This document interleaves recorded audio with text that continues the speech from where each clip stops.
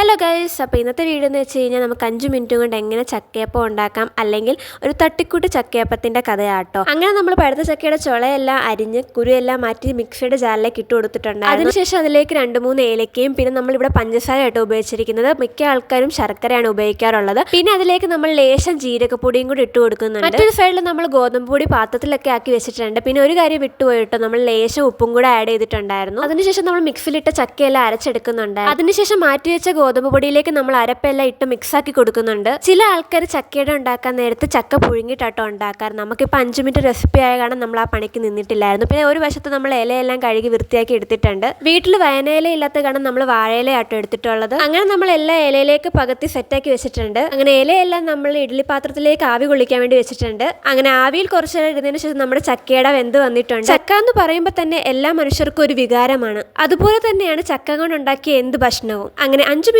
ഉണ്ടാക്കി ഞങ്ങളുടെ ചക്കയപ്പം ഇവിടെ റെഡി ആയിട്ടുണ്ട്. അപ്പോൾ അടിപൊളി ടേസ്റ്റ് ആയിരുന്നു. അപ്പോൾ ഇത്രയേ ഉള്ളൂ. ബൈ.